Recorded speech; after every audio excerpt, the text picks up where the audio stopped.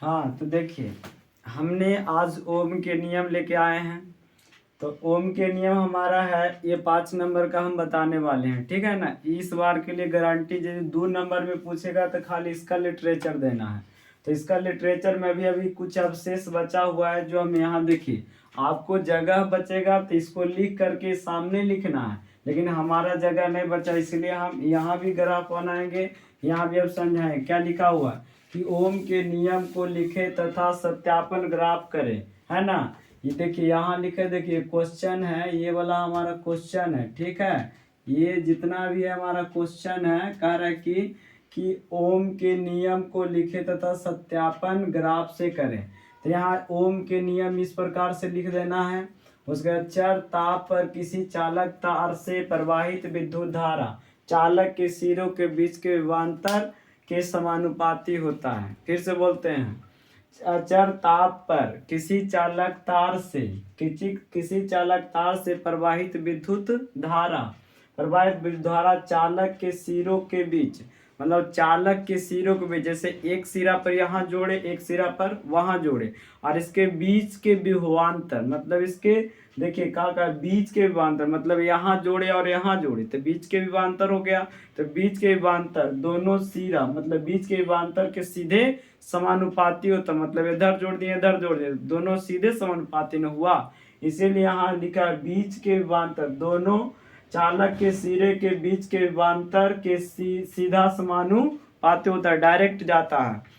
ये ओम के नियम हुआ। अब जैसे अर्थात, यहाँ लिख देते हैं अर्थात, तो अर्थात लिख देते हैं। अर्थात में क्या कहिएगा सर जी, भी समानुपाती आई, भी समानुपाती आई, कहने का मतलब है भी बराबर समानुपाती हटेगा तो यहाँ हो जाएगा आई आर।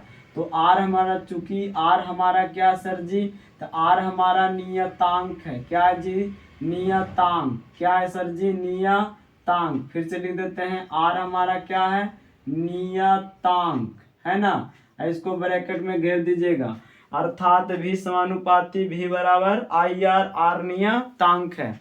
उसके बाद में ओम के नियम के सत्यापन, अब इस प्रकार से इसको लिख दीजिएगा, इस प्रकार से लिखा, इस प्रयोग के लिए एक बैट्रिक लिया जाता है। तो हम देखिए यहाँ इस प्रयोग के लिए एक बैट्रिक ले रहे हैं। देखिए आपको इस प्रकार से स्केल रखना है, और आपको इस प्रकार से स्केल से इस प्रकार से आपको पार देना है, ठीक है ना। तो आपको इस प्रकार से हम पार दिए हैं, छोटा ले रहे हैं, आप बड़ा लीजिएगा उस टाइम। देखिए हम इस प्रकार से आपको सेल को पार रहे हैं बाबू, देखो यहाँ सेल पार दिए, है ना। अब बीचे में यहाँ गैपिंग कर देना है, गैपिंग करना है, कोई चीज सेल बनाना है, ठीक है। और यहाँ गैपिंग करना है, यहाँ कुंडली बनाना है, जिसको के से कहते हैं। और इस प्रकार से यहाँ से भी इसको इस प्रकार से कर देंगे ऊपरे की ओर, है ना, ऊपरे की ओर हो गया। अब ये सेल हमारा हो गया। फिर यहाँ एगो लिखना धारा नियंत्रण, है ना, इस प्रकार से करना है। देखो फिर से हम बता देते हैं, इसको हम कहते हैं धारा नियंत्रण, इसको इस प्रकार से कर दीजिएगा, ये धारा नियंत्रण हो गया। उसके बाद में यहाँ से यहाँ तक ले आप इस प्रकार से कर दीजिएगा, और इस प्रकार के करने के बाद जगह छोड़ दीजिएगा, पेंसिल लेके जाइएगा, यहाँ आपको इस प्रकार से करना होगा, यहाँ आपको ये रखना होगा, इसी को हम एम्पियर कहते हैं, ठीक है ना, एम्पियर हो गया। फिर यहाँ आपको इस जगह छोड़ देना, यहाँ आपका प्रतिरोध है, क्या है, प्रतिरोध, जिसे हम क्या कहेंगे सर जी, आर से डिनोट करेंगे। और उसके बाद वोल्टेज को आपको यहाँ से लेके जाना है, यहाँ पार दिए, और उसके बाद में यहाँ पढ़ने के बाद आपको इस प्रकार से इसके ऊपरे से गुजारना होगा, गुजर गया। फिर यहाँ आपको जोड़ देना होगा, जोड़ दिए, फिर यहाँ आपको जोड़ दिए, फिर यहाँ आपको क्या करना होगा, यहाँ भी व्यवस्थित करना होगा, ठीक है ना, भी व्यवस्थित कर दिए। यहाँ हो गया वोल्टेज। अब फिर मेरा ये जो आई आया, ये धारा आई आ रहा है, ये धारा हमारा क्या जा रहा है सर जी, आई। और यह हमारा हो गया सेल या बैट्रिक, इसे बैट्रिक या सेल बोलेंगे, इसे कहेंगे प्रतिरोध, प्रतिरोध सॉरी प्रतिरोध, प्रतिरोध, है ना, प्रतिरोध कहेंगे। और इसका नाम लिखेंगे नियंत्रण, है ना, धारा नियंत्रण, तो नियंत्रण, है ना। और इसको बोलेंगे एम्पियर। क्या बोलेंगे? एम्पियर, ना तो मीटर। क्या बोलिएगा? मीटर। और इसको क्या बोलिएगा sir ji? Volt. Volt meter, volt meter. कितने याद रखिएगा? इसको बोलिएगा कुंजी। क्या बोलिएगा? कुंजी। और इसको बोलिएगा धारा। क्या बोलिएगा? धारा, जो आई प्रवाहित होगा। तो इसका मतलब इसका पूरा फिगर यहाँ लिखें आप, इसके ई वाला लिख करके नीचे इसका फिगर ई वाला बनाइएगा। हमारा जगह नहीं था इसलिए हम यहाँ आपको बताए हैं। तो इस प्रयोग के लिए एक बैट्रिक सेल लिया जाता है। एक बैट्रिक सेल ले लिए, ये सेल है। और उसके बाद में देखिए इस पे होता है प्लस, इस पे होता है माइनस। तो लिया जाता है जिसमें एक परिपथ जोड़ा जाता है। एक परिपथ जोड़, देखिए यहाँ से एक परिपथ जोड़ दिए सर जी। तो एक परिपथ जोड़ा जाता है, उस परिपथ में अमीटर, ये परिपथ में अमीटर, कुंजी, धारा नियंत्रण, धारा नियंत्रण, प्रतिरोध आर तथा वोल्टेज यहाँ भी लिखिएगा, वोल्टेज भी जोड़ा जाता है, वोल्टेज भी जोड़ा जाता है। उसके बाद ग्राफ विधि द्वारा, तो अब विभवांतर को एक्स अक्ष और वाई अक्ष, कहने का मतलब आप इस प्रकार से यहाँ पालिएगा, इसके नीचे में यहाँ से इस प्रकार से ले जाइएगा और यहाँ से इसको इस प्रकार से आपको पारना होगा। आपको ग्राफ न पारना है तो ग्राफ पारना है तो इस प्रकार से पारिएगा सर जी। और इसको हम कहते हैं वाई अक्ष। ठीक है, अब ये देखिए आपको यहाँ से इस प्रकार से ऐसे कर देना होगा। इसमें क्या करा, अब विभवांतर को एक्स अक्ष और वाई अक्ष पर विद्युत धारा, तो यहाँ लिख दीजिएगा धारा। क्या लिख दीजिएगा? धारा, जिसको हम क्या कहेंगे? आई। और इसमें क्या कहिएगा? विभवांतर। विभवांतर, विभवांतर को आप क्या कहिएगा? भी। अब इसका ग्राफ कैसे बनाइएगा? इसका बीच से इस प्रकार से आप खींच दीजिएगा। ग्राफ कॉपी रहेगा तो ग्राफ में, न तो ऐसे रहेगा कॉपी में तो कॉपी में, स्केल लेके जाइएगा। देखिए बीच खींच दिए। और उसके बाद में आपको इस प्रकार से आपको मिला देना होगा सर जी। तो यहाँ से आपको मिलाएंगे, यहाँ से सॉरी, यहाँ से यहाँ। अब देखिए इसको यहाँ से यहाँ, यहाँ से यहाँ, फिर यहाँ से यहाँ, यहाँ से यहाँ, फिर यहाँ से यहाँ, फिर यहाँ से यहाँ, फिर यहाँ से यहाँ, फिर यहाँ से यहाँ, फिर यहाँ से यहाँ, फिर यहाँ से यहाँ। इसको थोड़ा सा आगे बढ़ा देते हैं। अब इसको आप डॉट लाइन कर दीजिए। डॉट लाइन हो गया, पेंसिल होगा तो बहुत बेहतरीन होगा, है ना। डॉट लाइन जरूरी है। ये डॉट लाइन हो गया। ये हमारा क्या बन गया? तो ये ग्राफ बन गया। क्या बन गया? ग्राफ बन गया। ये हमारा धारा गया सर जी। तो ये हमारा पूरा क्या ओम के नियम सत्यापन हुआ, है ना। तो इसका स्क्रीनशॉट बढ़िया से ले लीजिए, इसको याद कर लीजिए, कंफर्म आने वाला है।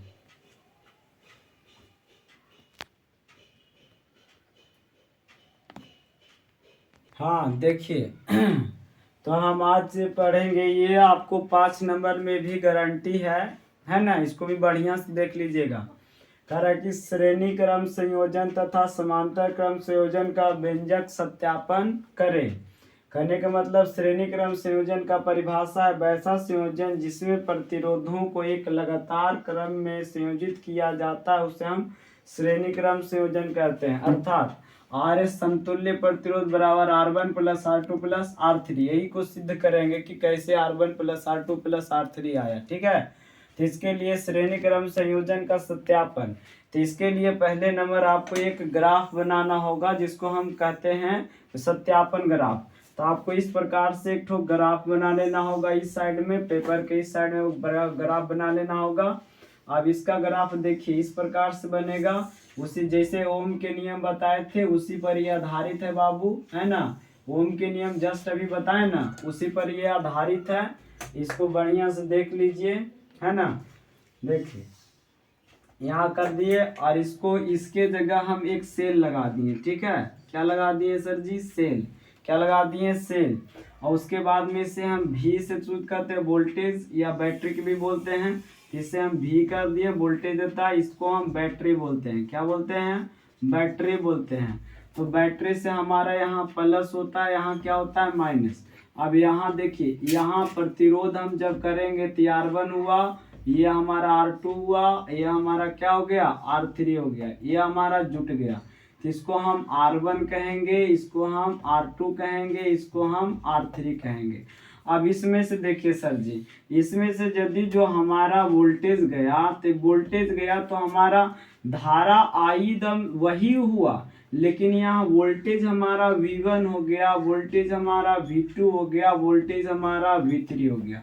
अब कहेगा क्यों सर, तो क्यों सर हम यहाँ इसलिए कहें, जैसे कि देखिए अब इसलिए हम वोल्टेज V1 V2 V3 हो गया, यहाँ तो वोल्टेज ये पूरा जोड़ के क्या हो गया V, पूरा जोड़ के V हुआ। जैसे आप कोई बैटरी में लगाते देखते हैं, जितना बैटरी पहला जो बैटरी के जस्ट बॉल जोड़ा हुआ रहता है उसमें देखिएगा तेज लाइट रहता है, लेकिन उसके बाद जोड़ा रहता है उसमें थोड़ा मिडियम लाइट होता है, उसमें उसके बाद जोड़ा होता है उसमें और मिडियम होता है। मतलब कि हमारा जब बैटरी में कोई सेल जोड़ते हैं, कोई मतलब बल्ब जोड़ते हैं, तो उसमें विभवांतर हमारा बट जाता है, मतलब वोल्टेज का बंटवारा हो जाता है। लेकिन वही एसी करंट में जो जैसा ये अगला बल्ब भरेगा वैसा उसके अगला बल्ब भरेगा, उसके अगला बल्ब भरेगा। कहने का मतलब एसी करंट में सेम करंट जाता है, लेकिन हमारा जो डीसी करंट होता है तो इसको हम श्रेणी क्रम में जोड़ते हैं, तो वोल्टेज का कमी होता है। जो पहले जोड़ा जाता है वो ज्यादा बढ़ता है, उसके बाद जोड़ा जाता है वो कम बढ़ता है, उसके बाद जोड़ा जाता है वो भी और कम बढ़ता है।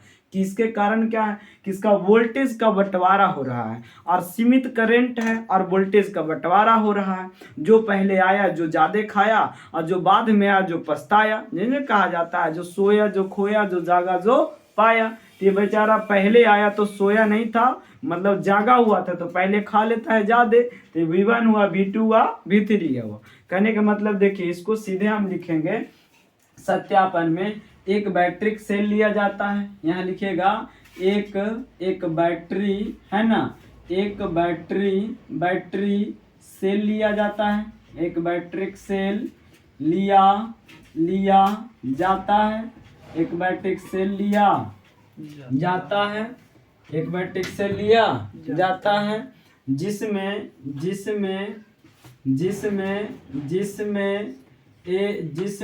एक परिपथ जिसमें एक परिपथ जोड़ा जाता में उसमें आई धारा प्रवाहित किया जाता है, R2 तथा R3 प्रतिरोध उत्पन्न होता है। इस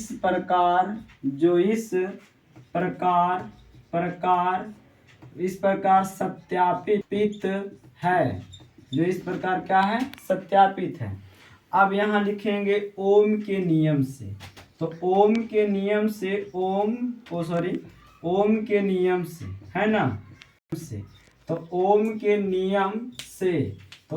नियम से हमारा क्या हो गया सर जी, तब V बराबर आई आर, क्या हो गया, V बराबर आई आर।